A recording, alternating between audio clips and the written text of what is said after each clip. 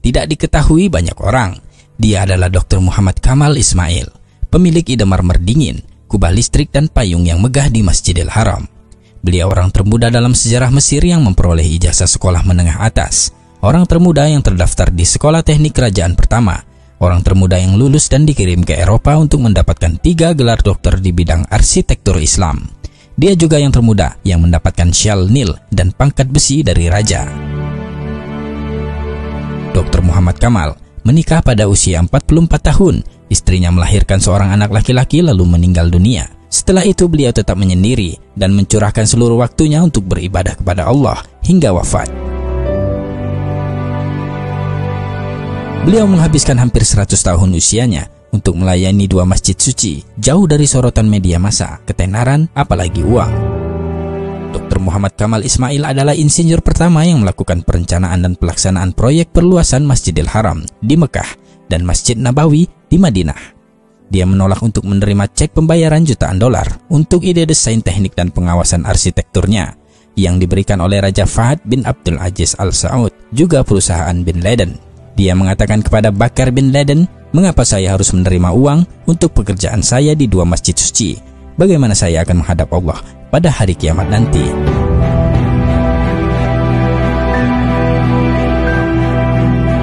Dokter jenius ini memiliki kisah ajaib atas kuasa Allah yang menakjubkan dan luar biasa sehubungan dengan batu marmer yang dipakai untuk lantai Masjidil Haram, juga Masjid Nabawi.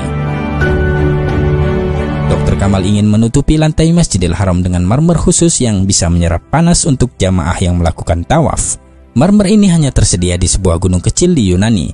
Beliau lalu pergi ke Yunani dan menandatangani kontrak untuk membeli marmer dari hampir setengah gunung tersebut, jumlah yang cukup untuk lantai Masjidil Haram.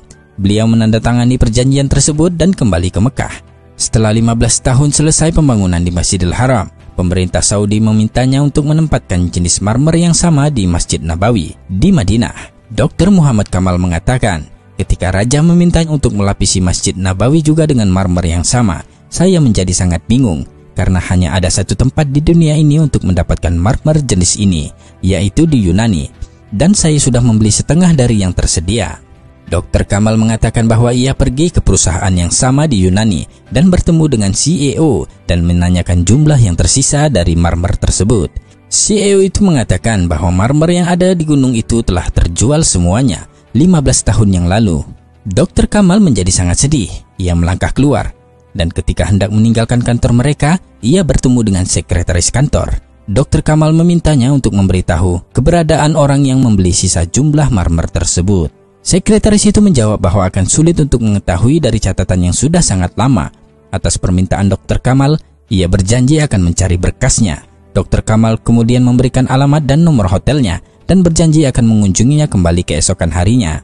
Dr. Kamal mengatakan bahwa ketika meninggalkan kantor dia berpikir, "Mengapa saya ingin tahu siapa yang membelinya? Dalam hati saya berkata pada diri saya sendiri, Allah akan membuat sesuatu yang luar biasa terjadi," ujarnya.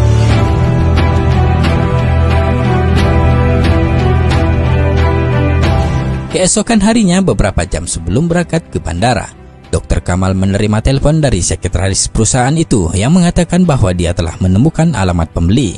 Dr. Kamal pergi ke kantor mereka dengan langkah lambat sambil berpikir, apa yang akan saya lakukan dengan alamat pembeli tersebut? Karena sudah bertahun-tahun berlalu. Dr. Kamal sampai di kantor dan sekretaris memberi alamat perusahaan yang membeli sisa marmer tersebut. Dr. Kamal mengatakan bahwa jantungnya berdegup kencang saat mengetahui bahwa perusahaan yang membeli marmer tersebut adalah perusahaan Saudi Arabia. Dr. Kamal pun terbang kembali ke Arab Saudi pada hari yang sama, dan setibanya di sana, ia langsung menuju ke kantor perusahaan yang membeli marmer tersebut dan bertemu dengan direktur admin dan menanyakan apa yang telah dilakukannya dengan marmer yang dibelinya beberapa tahun yang lalu dari Yunani. Direktur admin berkata, "Saya tidak ingat." Dia lalu menghubungi bagian gudang dan bertanya tentang marmer putih dari Yunani, dan mereka mengatakan kepada Dr. Kamal bahwa semua jumlah marmer yang dibeli 15 tahun yang lalu masih ada dan tidak pernah digunakan. Subhanallah.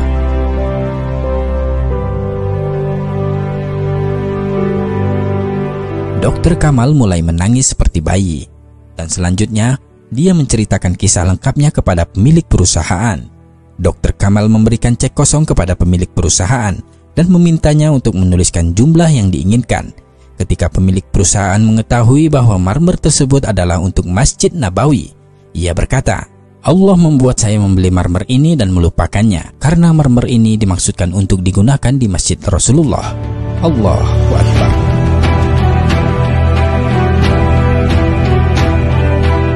Betapa kuasanya Allah membuat skenario bagi hamba-hamba pilihannya, semua atas kehendaknya.